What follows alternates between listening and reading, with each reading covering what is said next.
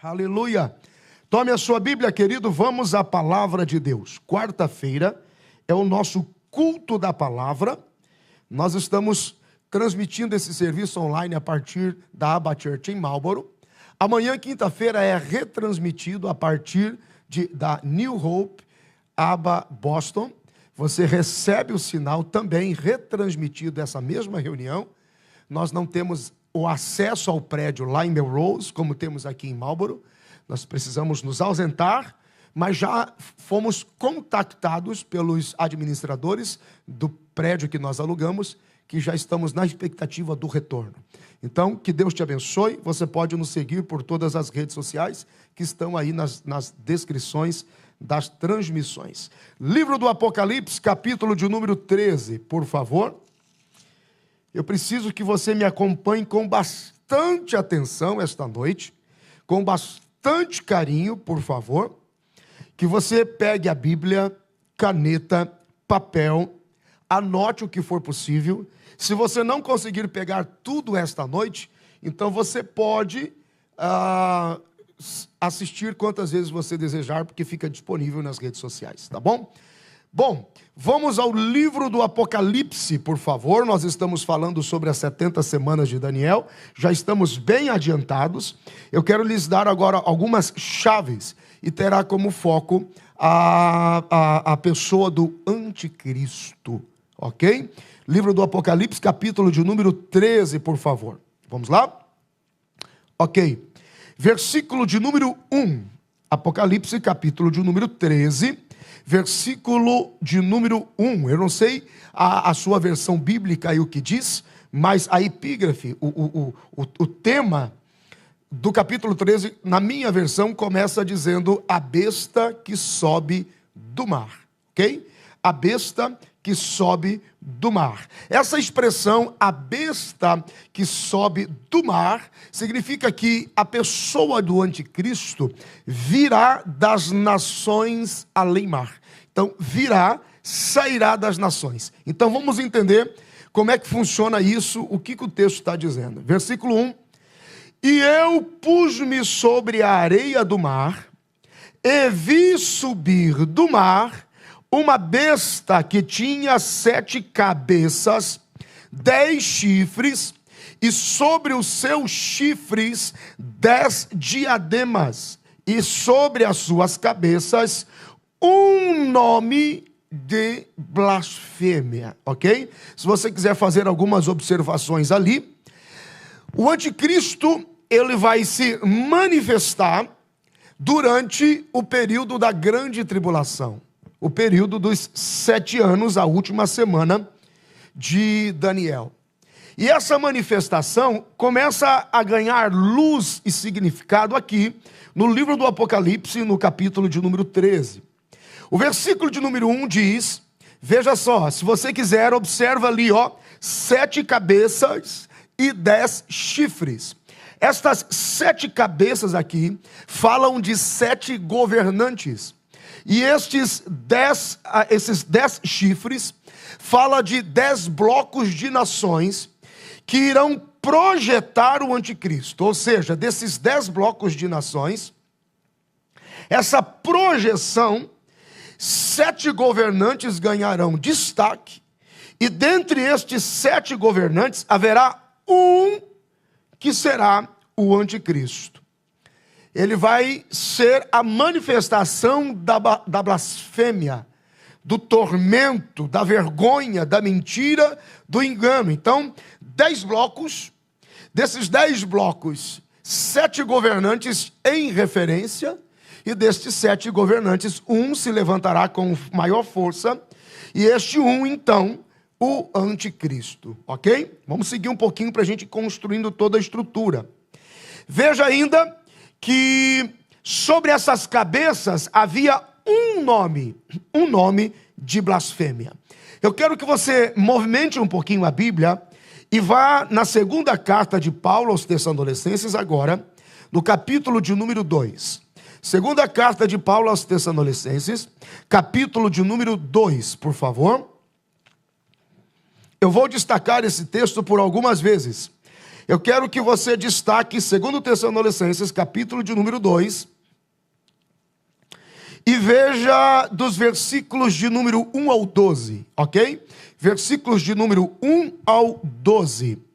Ora, irmãos, rogamo-vos pela vinda de nosso Senhor Jesus Cristo e pela nossa reunião com Ele, que não vos movais facilmente do vosso entendimento, nem vos perturbeis, quer por espírito, quer por palavra, quer por epístola, como de nós, como se o dia de Cristo estivesse perto. Veja que algumas pessoas, versículo de número 2, são ligeiramente tendenciosas e levadas por qualquer vento especulativo.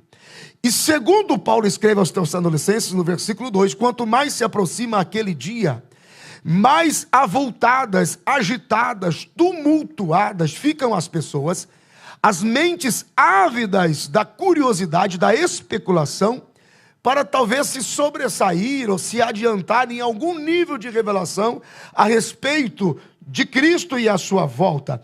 E ele chama a atenção, parece que Paulo já previa isso, dizendo: não vos movais facilmente do vosso entendimento. Aquilo que lhe trouxe estrutura, equilíbrio, convicção, esperança, porque isso produz perturbação e rouba a paz. Ele continua, versículo 3: ninguém de maneira alguma vos engane, porque não será assim, sem que antes venha a apostasia e se manifeste o homem do pecado, o filho da perdição, o qual se opõe e se levanta contra tudo que se chama Deus, ou se adora, escute isso, de sorte que se assentará como Deus no templo de Deus, querendo parecer Deus. Ele chama a atenção, porque Cristo já havia antecipado isso em Mateus capítulo 24. Então veja o engano dele. Ele vai se levantar contra tudo que se chama Deus, ou se adora em nome de Deus, de sorte que se assentará como Deus no templo de Deus, querendo parecer Deus. Então já vai surgindo aqui as duas religiões no mundo que projetarão o anticristo. Preste atenção. Versículo 5. Não vos lembrais de que estas coisas vos dizia quando ainda estava convosco? E agora vós sabeis que o que o detém, para que o seu próprio tempo seja manifestado, porque já o mistério da injustiça opera. Anote isso, já o mistério da justiça e injustiça opera.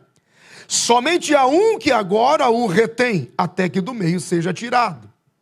Quem é? O Espírito Santo. Quando o Espírito Santo for retirado da terra, levando a igreja dos vencedores, um espírito de mentira e engano dominará a terra. E as pessoas serão simplesmente levadas a todo vento de engano e manipulação. E este espírito de injustiça, esse mistério de injustiça e o espírito do anticristo já operam nesses dias. Já estão se organizando, já operam para a manifestação do anticristo. Então vamos avançar um pouquinho mais. Versículo 8. E então será revelado o iníquo, a quem o Senhor desfará pelo espírito da sua boca.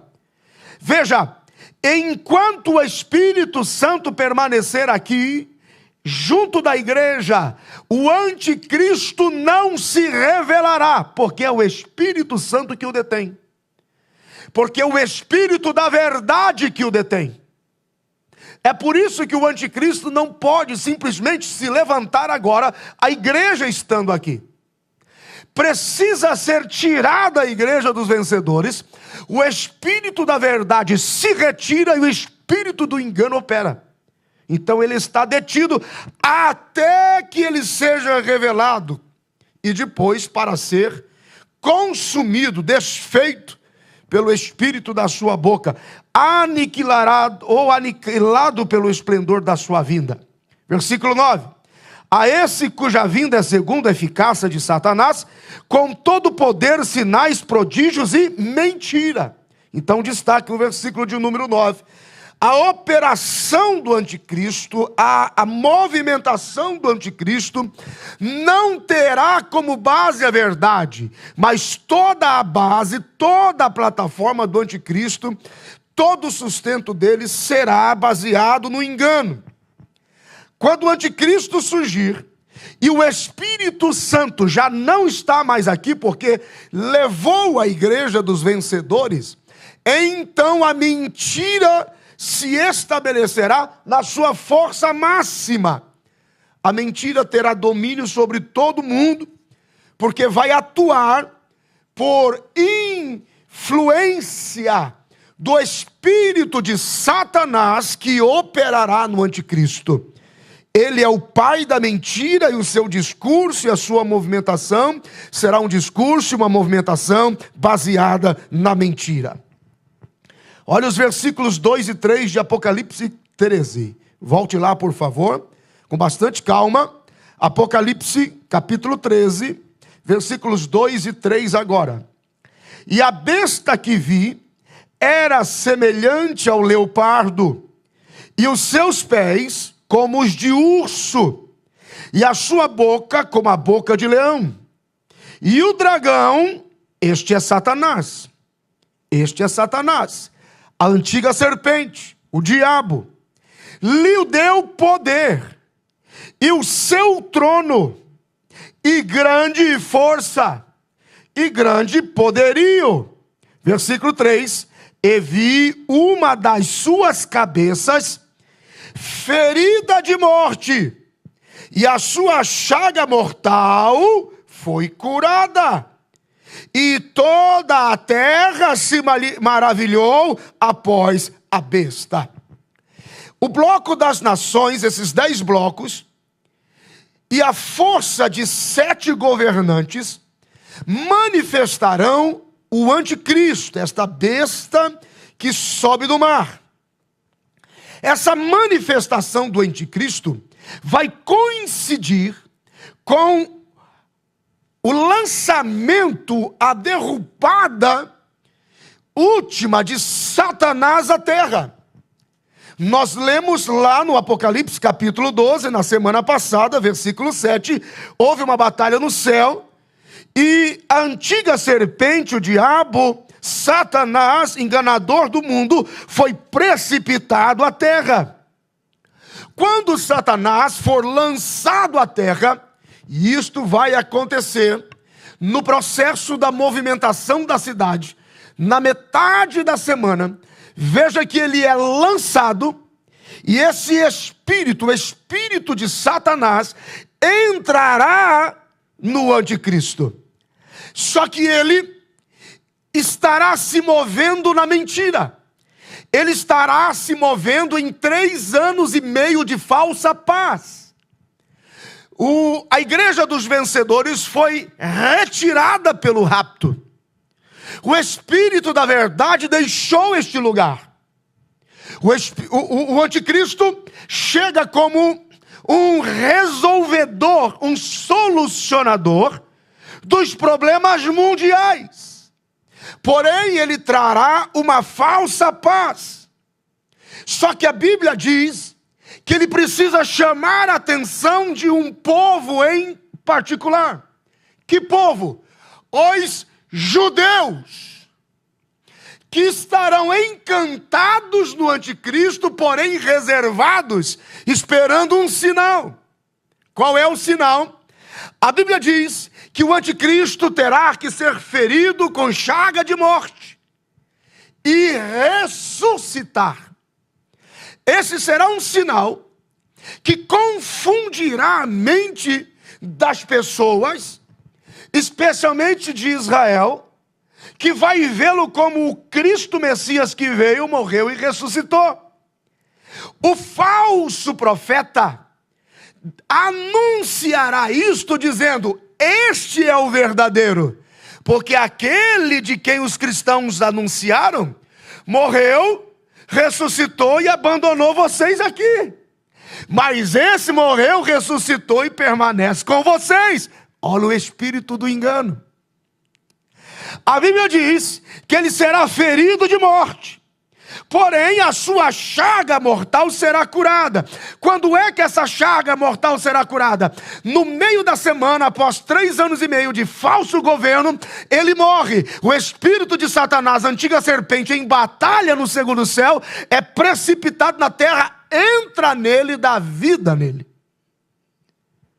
E as pessoas ficam encantadas. Olha só, ele morreu e ressuscitou. Ele vai chamar a atenção de toda a terra. E vão dizer, ó, esse é o verdadeiro Cristo. Esse sim morreu e ressuscitou. Esse é o verdadeiro. E ele se tornará em força, em sinais, em prodígios, o solucionador de todo o caos, de todo o problema da humanidade. Essa plataforma já está sendo preparada e, curiosamente, direta ou indiretamente, e alguns não estão nem medindo as palavras, essa plataforma já está sendo preparada. O discurso do espírito do anticristo e do ministério da injustiça já operam. Há um líder mundial, europeu, de grande influência no mundo, que por diversas vezes, em vários lugares do mundo, ele disse, precisamos de um governo mundial, precisamos de um líder mundial, precisamos de um líder mundial, em vários lugares, porque os 2 braços de projeção do anticristo, será o braço romano e o braço dos judeus, mais uma vez, porém, pelo espírito do engano. Percebem isso? Pelo espírito do engano. Olha o que a Bíblia diz. Quando nós lemos lá, na segunda carta de Paulo, aos Tessalonicenses, no capítulo de número 1, eu fiz o destaque até o versículo de número 9. Porém, avança um pouquinho mais agora, voltando lá na segunda epístola de Paulo aos Tessalonicenses. Olha o que os versículos 10, 11 e 12 dizem. E com todo o engano da injustiça para os que perecem, porque não receberam o amor da verdade para se salvarem. E por isso Deus lhes enviará a operação do erro, para que creiam na mentira, para que sejam julgados todos os que não creram na verdade, antes tiveram prazer na iniquidade.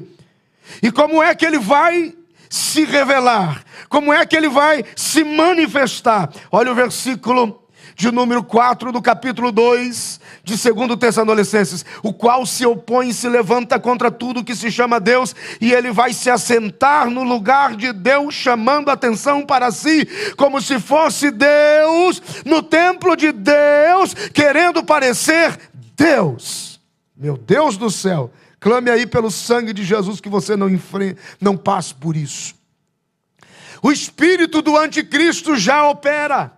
Primeira epístola de João, capítulo 4, versículo 3. O espírito do anticristo já opera no mundo. E todos aqueles que se movem à semelhança do engano, à semelhança da mentira, à semelhança da manifestação da verdade.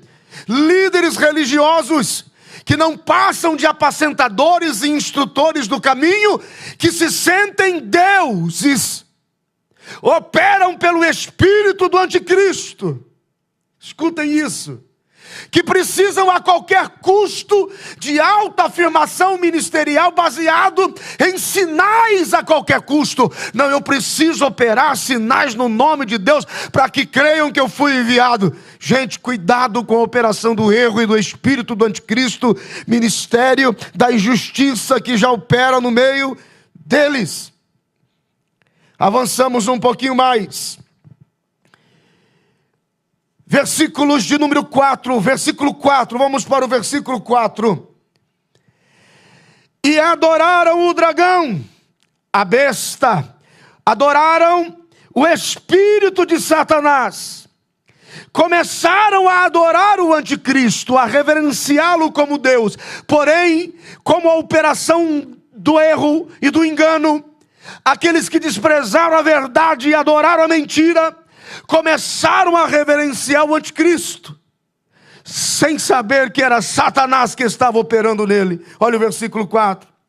Adoraram o dragão, que deu à besta o seu poder, e adoraram a besta, dizendo: quem é semelhante à besta? Olha só, quem poderá batalhar contra ela?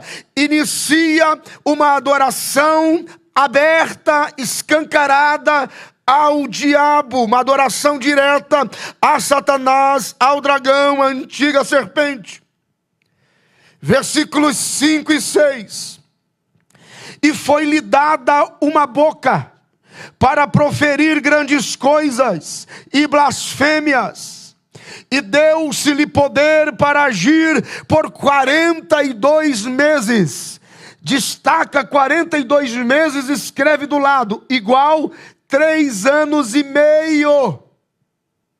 Foi-lhe dado poder para agir por 42 meses. Versículo 6. E abriu a sua boca em blasfêmias contra Deus, para blasfemar do seu nome, do seu tabernáculo e dos que habitam no céu. Por isso que a igreja dos vencedores está com Cristo nas bodas do Cordeiro, e a cidade está em movimentação. Mais um sinal: o espírito do dragão, o espírito de Satanás está na boca do anticristo, que começa a murmurar do quê? Do lugar de Deus, do tabernáculo de Deus, aonde a igreja dos vencedores está. Por quê? Porque ele foi confrontado em batalha no céu e precipitado por Miguel. E a igreja está ocupando o lugar que ele queria, o céu aonde ele queria habitar, e tentou colocar o trono acima do de Deus e foi precipitado e lançado. É por isso que quando ele está precipitado na terra, ele tem fúria para destruir a mulher que pariu o filho homem, a igreja dos vencedores que regerá a terra com vara de ferro. Ele tem desespero, ele precisa destruir a mulher, porque a mulher, a igreja, está no lugar que ele gostaria que fosse dele. Ele está falando contra Deus, ele está criando um espírito de mentira, porque ele sabe que Deus está vindo na cidade. E a igreja dos vencedores está vindo com Cristo em vitória. Aleluia! Bendito seja o nome do Senhor. Ele vai ter que blasfemar contra o nome de Deus, blasfemar, diz a Bíblia, contra o tabernáculo de Deus, blasfemar contra aqueles que estão no céu com Deus, porque ele sabe que foi de lá que ele foi tirado, e a igreja vem em vitória. Glorificado seja o nome de Jesus, aleluia. Versículo de número 7, estamos em Apocalipse capítulo 13. E foi-lhe permitido fazer guerra aos santos e vencê-los, e deu-se-lhe poder sobre toda a tribo, língua e nação. Queridos, aqueles que ficaram, a igreja mulher, que também foram considerados santos, porém agora deverão se tornar mártires, dando a própria vida, derramando o seu sangue. Quem são estes que vêm com as vestes salpicadas de sangue, com palmas na mão, mas não tem coroa? Esses são os que venceram na grande tribulação. Haverá vitória, sim. Haverá possibilidade de retorno, sim. De reinar com Cristo no milênio, sim. Porém, com a vida entregue e o sangue, do próprio sangue de cada um que ficou, que vai ser derramado. Ele vem e ele está violento, ele tem ira, ele declara guerra, ele precisa destruir a qualquer custo quem ficou. Ele precisa fazer isso, ele está irado, ele sabe que a igreja perdeu o seu lugar, só que ele não tem a capacidade de discernir o tudo, então ele vai correr e perseguir a mulher a qualquer custo. Apocalipse capítulo 13, versículos 8, 9 e 10, preste atenção.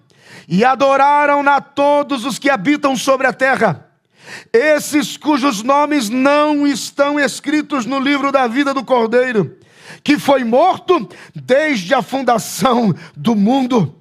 E se alguém tem ouvidos, ouça. Se alguém for levado em cativeiro irá. E se alguém for morto à espada, é necessário que morra a espada. Aqui está a paciência e a fé dos santos que aqui permaneceram e desprezaram a vinda para o rapto no formato, na estrutura da igreja dos vencedores. Agora está se preparando um cenário de manifestação, de profecia. Nós estamos vendo que agora uma segunda besta, olha só, a besta que sobe da terra.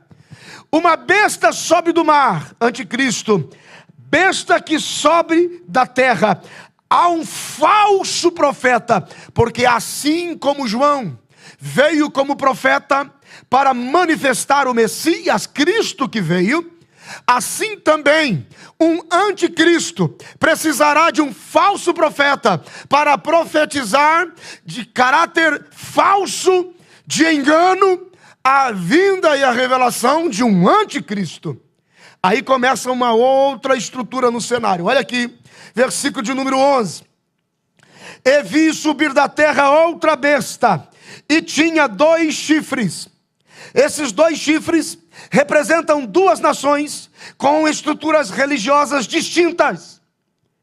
O falso profeta virá com força para manifestar e dar crédito ao anticristo. Escute isso. Semelhante aos de um cordeiro, e falava como o dragão, porque o espírito de Satanás está operando nele. Falso profeta se levanta, versículo 12, e exerce todo o poder da primeira besta na sua presença, e faz que a terra e os que nela habitam adorem a primeira besta, cuja chaga mortal foi curada. Então o falso profeta manifestará o crédito, dizendo: estão vendo? Quero uma prova. E com a autorização da primeira besta, operando no espírito da primeira besta, versículo 13, faz grandes sinais, de maneira que até fogo faz descer do céu à vista de todos os homens. Esse falso profeta agora, ele não busca adoração para si, mas ele convence o mundo por sinais, prodígios, que adorem a primeira besta. Então existe uma proclamação que será feita pela base da instituição romana. Haverá um crédito de culto pela estrutura do judaísmo até que se quebre o concerto. E pelo fim, o braço de juízo, escárnio, assassinato e dor será pelo braço islâmico. Por quê? Porque o anticristo será extremamente articulado e político. Ele vai se ater a todos os interesses políticos religiosos para engano e manifestação e manipulação do ministério da injustiça, da mentira que vai operar. Haverá uma ação. Por que mortos degolados? Por que mortos cortados no pescoço? Quem são estes? Aqueles que foram degolados por não negar o nome de Jesus. Ação de interesse, influência religiosa, islâmica, judaica. Isso será uma confusão no final, porque o anticristo enganará a muita gente. A Bíblia diz no versículo 13 que haverá sinais. Veja, muitos sinais. Basta um sinal para que alguém siga qualquer um que tiver uma manipulação inteligente de elementos. Ele vai agir no nome do anticristo, provocando sinais de engano. E é constante o clamor bíblico: cuidado, não corra, não saia, não vá, não se iluda com sinais que têm base no ministério da injustiça, que tem base no espírito do anticristo. Ele está vivo, vocês precisam acreditar nele. E ele está vivo e está com vocês. Haverá um terrível engano. A Bíblia diz que ele enganará o mundo todo. Versículo de número 14.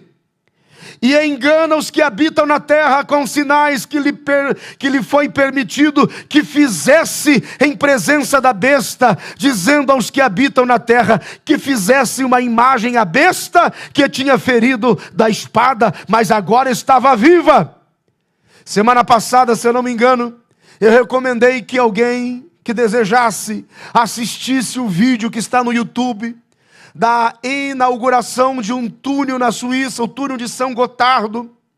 E quando você acompanha aquela inauguração sinistra, estranha, com um culto ecumênico, com a mistura da religiosidade, feitiçaria, satanismo, islã, estava ali uma representação, reverendos presbiterianos, batistas estavam ali, havia uma mistura ecumênica, líderes de toda a Europa. E para que aquele show na inauguração daquele túnel? E exatamente há um momento em que um bode se levanta e morre. E aí um outro bode mais forte vem e o levanta. Anticristo e falso profeta. Há um anúncio naquele vídeo, só não entende quem não quiser entender. Misericórdia, o sangue de Jesus nos cubra. Uma adoração a Satanás declarada, descarada. Quem tem ouvidos, ouça. Vai chegar um momento em que pelo braço da idolatria, o engano do falso profeta, vai chegar um momento em que eles vão construir uma imagem do anticristo. Então começará o culto a um Deus ou a um novo Deus. Ele será projetado por crédito por duas poderosas religiões. E você me diz assim, peraí, mas os judeus ainda não notaram? Os judeus ainda não perceberam? Vai haver um momento em que os judeus vão perceber que o pacto foi quebrado. E eu vou mostrar em instantes para vocês. Escute isso. Quando você lê na Bíblia, no livro do profeta Daniel, no capítulo de número 3, nós temos a visão da estátua de Nabucodonosor. E a estrutura da visão desta estátua, ela é bastante interessante para que a gente entenda como será projetado o anticristo e a força religiosa que vai chamar a atenção do mundo para que as pessoas deem crédito àquela figura que agora vai ganhar até uma imagem. Nunca se construiu uma imagem para dizer que é santo sem que alguém pudesse ter morrido e fosse beatificado. Mas isso vai acontecer ao vivo e a cores na pessoa do anticristo. Quando você, no livro de Daniel, no capítulo de número 3, você tem a estrutura da estátua de Nabucodonosor. A Bíblia diz que a cabeça da estátua era de ouro. E isso fala do governo babilônico e de toda a força do reino de Nabucodonosor. A Bíblia diz que o peito era de prata, que aponta para o governo medo-persa e chama a atenção de toda a estrutura de governo do rei Ciro. Depois nós temos o ventre, que era de bronze, que aponta para o governo da Grécia e fala de toda a história de Alexandre o Grande. Aí nós temos as pernas. Os reinos estão divididos, as pernas se dividem e nós temos Roma. E aí os pés, nós temos os pés metade de barro, metade de ferro, que é uma mistura, uma complexidade que também fala de fragilidade. O ferro continua sendo Roma, mas agora está fragilizado pelo povo, porque é uma mistura, uma entrega sobre a tendência do próprio povo em particular. A religião romana, pelo espírito da idolatria, se unirá em uma voz declarada, profética: adore o anticristo, receba o anticristo. Está aí a revelação de Deus que livrará o mundo e haverá uma entrega, um culto para se reconhecer. Veja, uma adoração personificada a Satanás. O versículo de número 15 diz que agora há um novo culto, um novo formato de culto, há um novo Deus sendo apresentado, um Deus com poder de uma nova ordem, de uma nova economia, de uma nova influência mundial. Versículo de número 15 de Apocalipse 13 diz: e foi-lhe concedido que desse espírito à imagem da besta, que desse espírito à imagem da besta, para que também a imagem da besta falasse e fizesse que fossem mortos todos os que não adorassem a imagem da besta.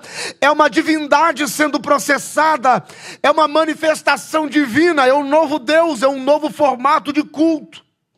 Versículo de número 16 e 17: e faz que todos, pequenos e grandes, ricos e pobres, livres e servos, lhe seja posto um sinal na mão direita ou na sua testa, para que ninguém possa comprar ou vender, senão aquele que tiver o sinal ou o nome da besta ou o número do seu nome. Veja que o mais relevante independente das especulações, independente do lado imaginativo, especulativo, científico, biológico, químico, seja qual for, o fato é que a influência do sinal da besta que vai exercer sobre as pessoas terá o poder de comprar e vender, então estará conectado diretamente à estrutura econômica dos seus dias, ao livre trânsito, à liberdade de compra, de comprar, de vender, de ter, de possuir, de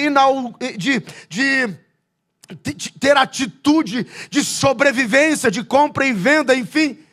Veja que ele vai comprometer toda a estrutura de empreendedorismo, de livre trânsito, livre comércio e sobrevivência em todos os aspectos. Então o que nós temos aqui? Um controle de comércio.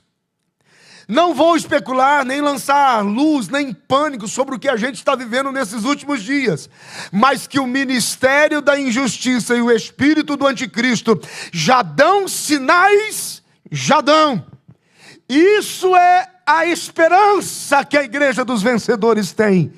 Ele não se manifestará enquanto aquele que o detém estiver aqui, o espírito da verdade, mas quando este for retirado com a igreja, então assim será.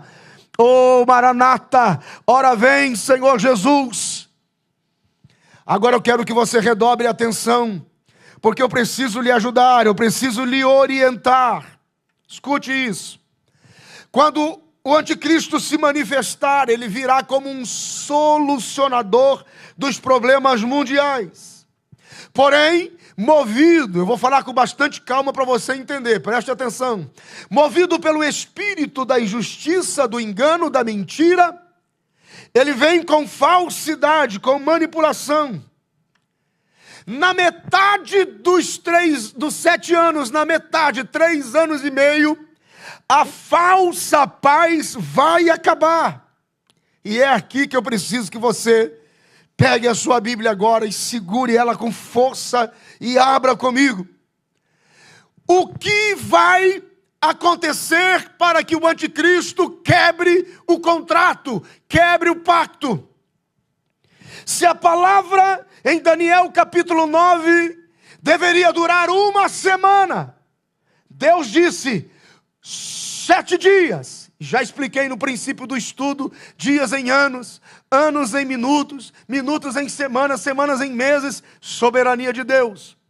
Deus diz, tem que durar 1 semana, mas aí o texto diz, na metade da semana ele vai romper com o pacto. A pergunta é, qual será o dispositivo que vai fazer com que o anticristo quebre o pacto? O que vai acontecer, gente, para que o anticristo rompa o pacto? Israel recue, reconheça que é uma farsa, e agora os 3 anos e meio de tribulação e dor comece. O que é que vai acontecer? Abra a Bíblia comigo no livro de Daniel, capítulo de número 9, por favor. Volte lá atrás, aonde nós começamos. Livro de Daniel, capítulo de número 9. Vamos aos versículos 24. Vamos a partir do 24, por favor. Daniel, capítulo de número 9, versículo 24. Pegue a Bíblia. O que exatamente precisa acontecer? Qual é o dispositivo? O que vai acontecer? Presta atenção no versículo 24 de Daniel, capítulo 9. 70 semanas estão determinadas sobre o teu povo e sobre a tua santa cidade. Eu expliquei, olhos para Israel e Jerusalém, para cessar as transgressões e para dar fim aos pecados e para expiar a humanidade e trazer a justiça eterna e selar a visão e a profecia e para ungir o Santíssimo. Versículo 25. Sabe e entende, desde a saída da ordem para restaurar, livro de Neemias, e para edificar a Jerusalém, até ao Messias, o príncipe, haverá 70 semanas e 62 semanas. As ruas e o muro se reedificarão, mas em tempos angustiosos. Já começa a mudar a visão profética. Escute isso. Versículo 26. E depois das 62 semanas, será cortado o Messias. Então aqui começa o intervalo de faltar uma semana. Escute isso. Mas não para si mesmo. E o povo do príncipe que há de vir, aqui o anticristo, destruirá a cidade e o santuário, e o seu fim será como uma inundação, e até o fim haverá guerra. Então estão determinadas assolações. Manifestação do Cristo. Cristo é tirado, o anticristo vem, a perseguição sobre a cidade e a nação, e as assolações começam. O que iniciou a quebra do pacto, versículo 27, ele firmará aliança com muitos por uma semana, ponto e vírgula. A aliança tem que durar uma semana. Porém, na metade da semana, fará cessar, está aqui a chave, quem tem ouvidos ouça. Na metade da semana, fará cessar o sacrifício e a oblação. Meu Deus do céu.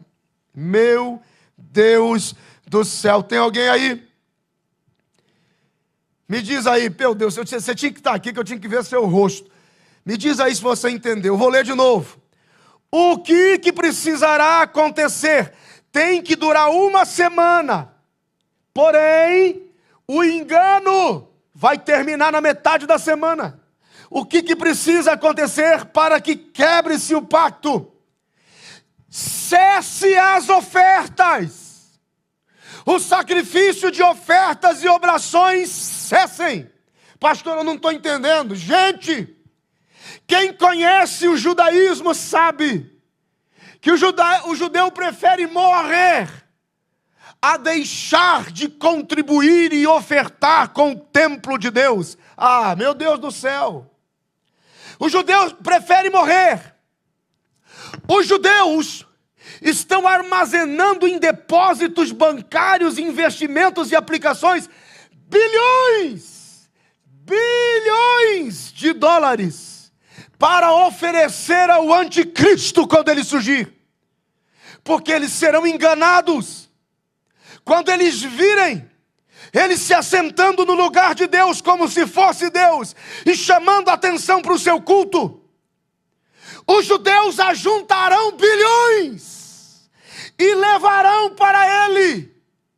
Porém, a Bíblia diz que ele vai negar as ofertas. Ele não vai aceitar as ofertas. Por quê? Porque Satanás não aceita a oferta consagrada a um Deus vivo, santo e poderoso.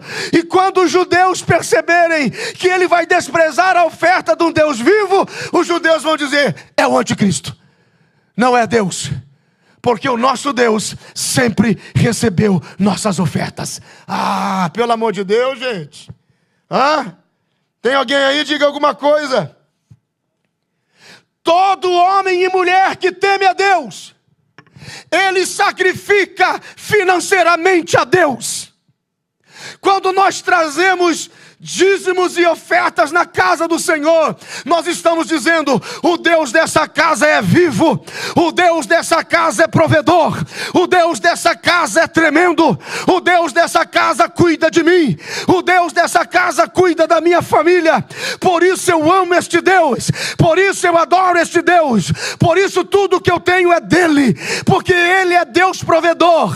Quando uma pessoa despreza servir a Deus, inclusive com os seus bens, essa pessoa está dizendo: esse Deus não existe, esse Deus não é provedor, esse Deus não cuida de mim, esse Deus está morto.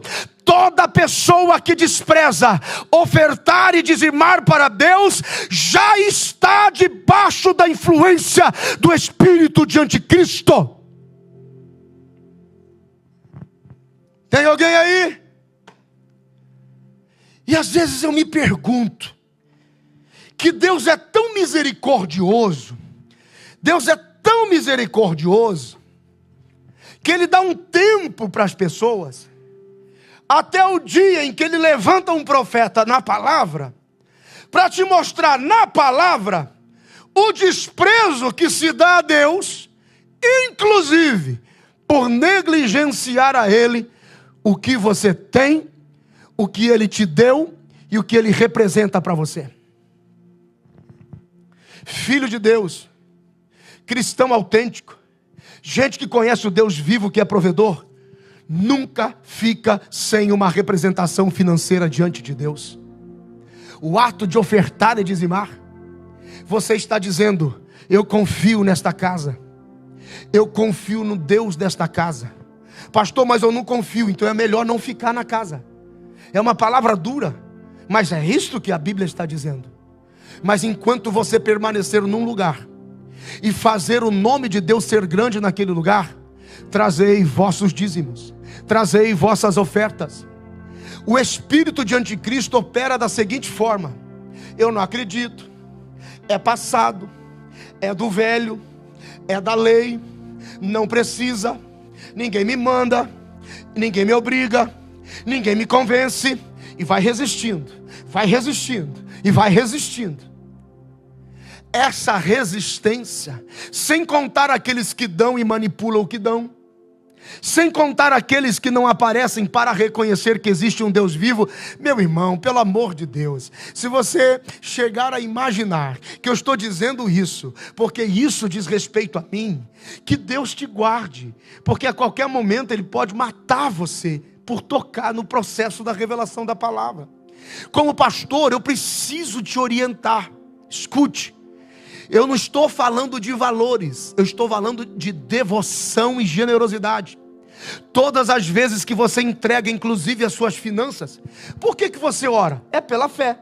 Por que você espera um milagre amanhã? É pela fé. Por que você abre a Bíblia? É pela fé. Por que você jejua? É pela fé. Por que você se levanta? É pela fé. Então por que na hora de contribuir não é pela fé? É desprezo, resistência, dúvida, queixa, abandono, silêncio. Quando foi que o acordo e o pacto foi quebrado? Quando o anticristo olhou e disse assim: aqui não se recebe mais oferta e nem oblações. Aqui, por que ele rompe? Por que ele despreza?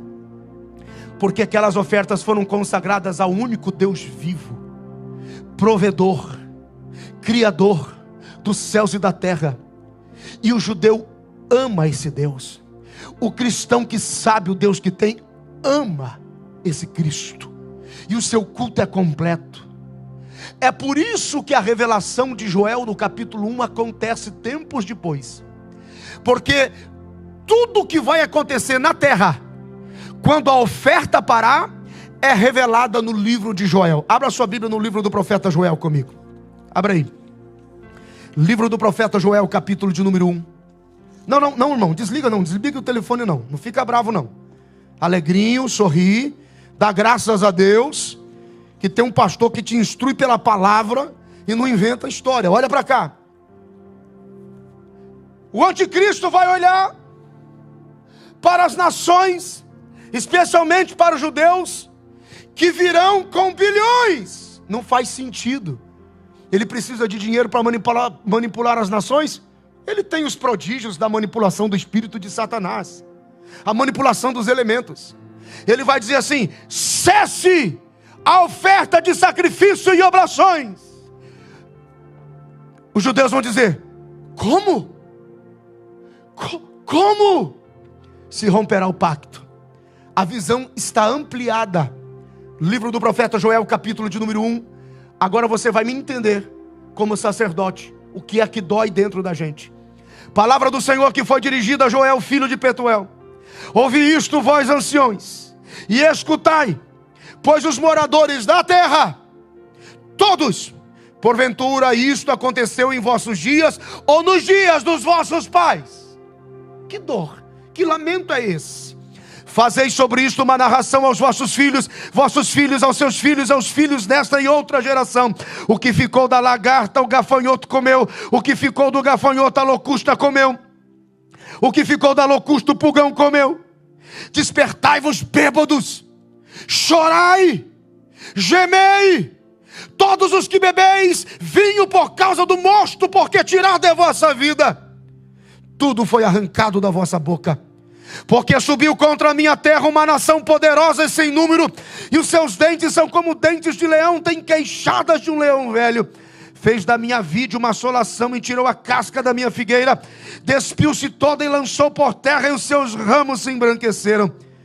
Lamenta como a virgem que está cingida de saco pelo marido da sua mocidade, porque foi cortada a oferta de alimentos e a libação da casa do Senhor. E por isso os sacerdotes e os ministros do Senhor choram entristecidos.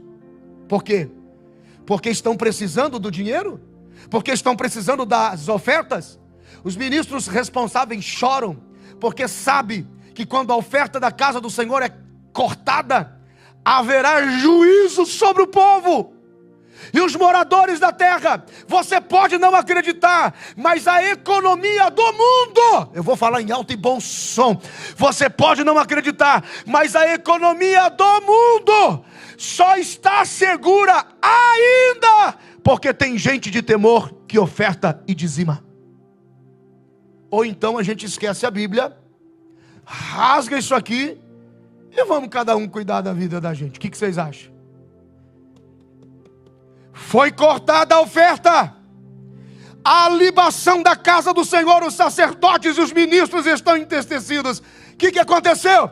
O campo está assolado, as pessoas estão tristes, o trigo está destruído, a provisão está limitada, o mosto secou, presença da alegria do Espírito Santo, as pessoas estão depressivas e tristes. O azeite acabou, já não há mais a presença de Deus pura. Ei, meu irmão! Ei, meu irmão! Ai, o que aconteceu comigo, pastor? Lê o texto de trás para frente. Pastor, eu não tenho mais a presença de Deus. Pastor, a alegria não está mais em mim. Pastor, eu estou faminto, depressivo, parece que eu estou morrendo. Pastor, uma tristeza no meu coração. Pastor, parece que é uma tristeza que se instaurou. Continua lendo de trás para frente. A oferta na casa do Senhor não veio. Ou a gente esquece a Bíblia e fazemos outra coisa. Aleluia. Envergonhai-vos, lavradores, gemei, vinheteiros, sobre o trigo, a cevada, porque a colheita do campo pereceu inteira. A vide se secou, a figueira se murchou, a romeira também, a palmeira, a macieira, todas as árvores do campo se secaram e já não há mais alegria nos filhos dos homens. Cingivos, lamentai-vos, sacerdotes, gemei, ministros no altar, entrai e passai a noite vestidos de saco, ministro de Deus, porque a oferta de alimentos e a libação foi cortada da casa do vosso Deus. Quando você ouve um testemunho de prosperidade e favor de Deus, geralmente as pessoas dizem assim: pastor, quando eu voltei a ofertar, quando eu fiz um voto e paguei, quando eu voltei a dizimar, pastor, quando eu coloquei as minhas sementes no altar, quando eu disse ao Deus vivo desta casa e ao Deus provedor da palavra, eu confio todos os meus bens. Ah, pastor, nossa vida mudou. Quase sempre, quando não é um testemunho de alegria, é um testemunho de dor. Não tem alegria, não tem provisão, os filhos sem alegria, casa sem alegria, mesa sem alegria. A Bíblia está dizendo que o fruto morria no galho da árvore e não produzia. Quando foi que se quebrou o pacto? Quando foi, meu Deus do céu,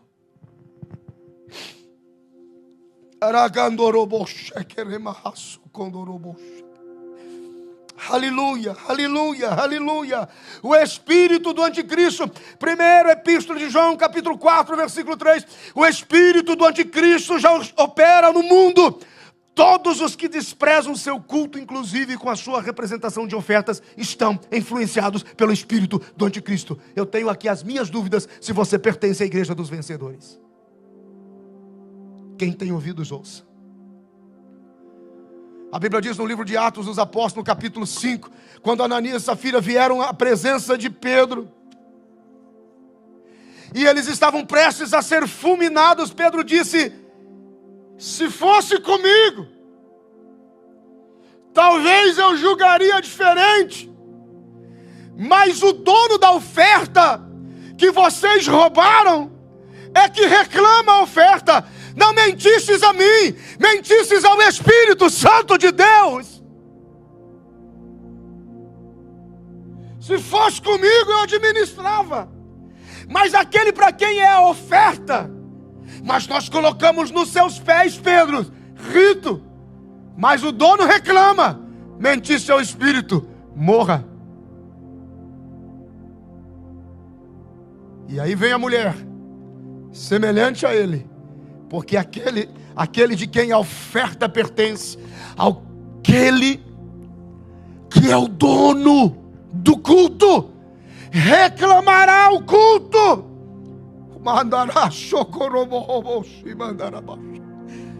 Meu Deus, meu Deus, meu Deus, meu Deus. E eu termino dizendo,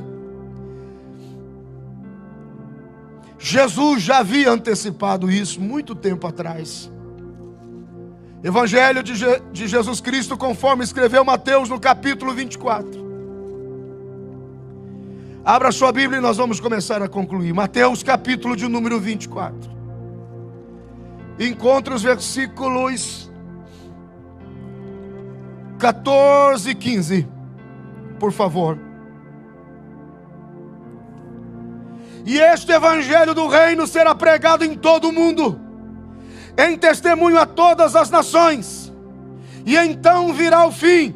Deixa eu lhe dizer uma coisa: a Bíblia não diz que deveríamos pregar e converter as pessoas.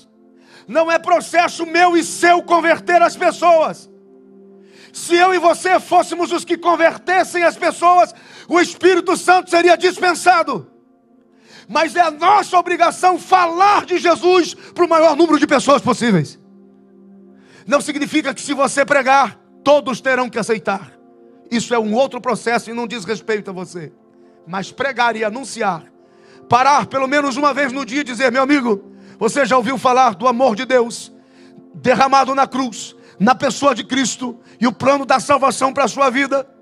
Ainda que a pessoa olhe para você, despreze você, cuspa em você e diga: sai daqui com essa conversa fiada. Meu amigo, está tudo em paz, já cumpriu o meu propósito. Versículo 15. Quando, pois, virdes que a abominação da desolação que falou o profeta Daniel está no lugar santo, quem lê, entenda. Meu Deus, quem lê, entenda. Dos versículos 16 a seguir, tem a ver com a estrutura direta, focada para os judeus. Meu Deus do céu. Queridos, Jesus está dizendo: cuidado. Os dias que se seguirão, segundo as desolações de Daniel, daquele que se assentar no lugar santo e se reclamar como Deus. Olha só: os que estiverem na Judeia, fujam para os montes. Quem estiver no telhado, não desça para tirar nada. Quem estiver no campo, não volte atrás para nada. Ai das grávidas, das que amamentam naquele dia. Orai para que a vossa fuga não aconteça no inverno, nem no sábado. Por quê, irmãos? Isso diz respeito aos judeus e o judaísmo e as suas ocupações. Orai para que não aconteça no sábado, porque o judeu prefere morrer do que correr no dia de sábado. Isso aqui é exclusivamente para judeu. E a Bíblia diz no versículo 21, então haverá grande aflição como nunca houve desde o princípio do mundo até agora, nem tampouco há de haver. Pega o massacre de Hitler sobre os judeus e multiplica por 1000. Será o dia da assolação, quando aquele que está sentado, querendo ser Deus, mas não é, quebrar o pacto e dizer, agora vou perseguir aqueles que tomaram o meu lugar. Meu Deus do céu, meu Deus do céu, meu Deus do céu, meu Deus do céu. Quem tem ouvidos, ouça, e quem pode, entenda. Deserto, gente, é morada de ímpio. Para justo, deserto é passagem. Quem tem ouvidos, ouça, e quem tem entendimento, que entenda. Deserto é morada de ímpio, de gente sem temor. Para justo, deserto é passagem. Só passa por ele, não fica por ele. Pastor, por que eu estou tanto tempo no deserto? O tamanho do seu deserto determina o tamanho da rebeldia que opera no seu coração. Liberta esse coração. E muita gente está preso na rebeldia de resistir o altar para sacrificar a um Deus que é vivo e é provedor. Quem tem ouvidos, ouça. Meu Deus do céu, está dito. A Bíblia diz que eu tenho que pregar, mas não te converter. Se eu pudesse, te converti agora, no estralo. Mas não posso. Sei que muitos ouvirão esta palavra com temor e dirão, meu Deus, eu me arrependo, porque eu fui tantas vezes à sua casa de mão vazia. Fui tantas vezes à sua presença, e a minha confiança prática no altar eu não depositei. Deixei de declarar. E a palavra do Senhor diz, não compareça perante o Senhor de mãos vazias. Quando você traz, você está dizendo, Deus desse lugar é vivo e provedor, e eu confio nele. Ah, rapaz, você não tem ideia do tempo que nós vamos viver. Aqueles que estão com o coração aberto e quebrantado, não sei o tempo que você está nesse deserto. Aqueles que recebem esta palavra, eu libero sobre a sua vida uma palavra profética de autoridade e pastoral, que termine hoje o seu deserto. Deserto não é morada de justo. Deserto é morada de ímpio. Para justo é passagem, é aprendizado. Deserto na vida de justo tem fim e tempo para acabar. Que haja libertação financeira na sua casa, libertação de culto, libertação de adoração. Que o espírito de anticristo pare de dominar a sua mente. Que você se renda à palavra de Deus, não a mim. Porque o que me resta muitas vezes é dizer, Senhor, os teus filhos faltaram no altar. O fruto vai morrer na árvore. O gado vai morrer no pasto. A tristeza vai bater em casa. Os filhos ficarão depressivos e estranhos. O mosto, o azeite, o trigo, a terra será assolada, virá uma tristeza, estou vendo. E a Bíblia diz, planteai sacerdotes do Senhor, porque a oferta foi tirada da casa de Deus. Que o Senhor nos ajude, quem tem ouvidos ouça. Feche os teus olhos aí onde você está na sua casa. Eu vou deixar você na sua individualidade, na sua particularidade. Coloque as duas mãos no seu coração em casa, aí onde você está, fecha os teus olhos. Você não pode transferir para os teus filhos tamanha rebelião. Você precisa transferir sobre eles dependência e culto. Se não for tarde demais, porque muitos já nem conseguem identificar Deus. Eu vou orar por você agora, Pai, no nome de Jesus, meu Deus. Pai, no nome de Jesus, eu oro por aqueles que recebem esta palavra bíblica de instrução e poder. A tua palavra diz, conhecereis a verdade e a verdade vos libertará. Liberta os teus filhos do engano, do ministério da injustiça e do espírito do anticristo. Senhor, que não haja falta no teu altar, que não haja falta na tua casa, e que em todo tempo o ambiente que declaramos que o Senhor está, declaramos com o nosso culto, com tudo que temos, porque tu és vivo e provedor. Tu és um Deus que recebe cada gesto dos teus filhos. Eu os abençoo. Senhor, eu peço por aqueles que fecham o coração e até se iram num tempo como esse, que o Senhor use de misericórdias, porque a apostasia e o espírito do anticristo estão prevalecendo sobre alguns. O sangue de Jesus tem poder. O sangue de Jesus tem poder. Senhor, tira a assolação, tira a tristeza, tira o vazio espiritual. Tira, Senhor, agora volta a ter alegria, volta a ter azeite, volta a ter presença de Deus, volta a ter, Senhor, fartura e provisão sobre a vida dos teus filhos. Pai, eu os abençoo com esta palavra, crendo, meu Deus, no que o Senhor está fazendo agora, para a glória de Deus. No nome de Jesus, amém, amém, e graças a Deus. Diga graças a Deus. Oh, meu Deus, continuamos, vamos indo. Cada quarta-feira, uma chave para a sua vida. Quem tem ouvidos, ouça o que o Espírito Santo diz à igreja. Amém. Deus te abençoe. Senhor, abençoe a sua casa, a sua vida, a sua família. Fique conosco ao longo da semana, através das nossas interações online. Sexta-feira retornamos. Sexta-feira passada não foi possível, mas esta sexta-feira será 8 da noite, aqui para 8 p.m., aqui para o Norte América, 9h21 horas para o Brasil, por exemplo. Nós temos o nosso tempo de reflexão e oração, eu e a minha esposa Viviane. Você é convidado para estar conosco e compartilhar essa live.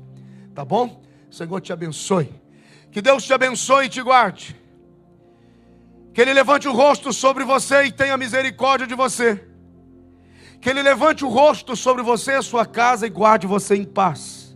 Que a graça de Jesus, o amor de Deus e a comunhão do Espírito Santo permaneça com você todos os dias da sua vida. A gente diz amém. Deus te abençoe. Não deixe de compartilhar essa live.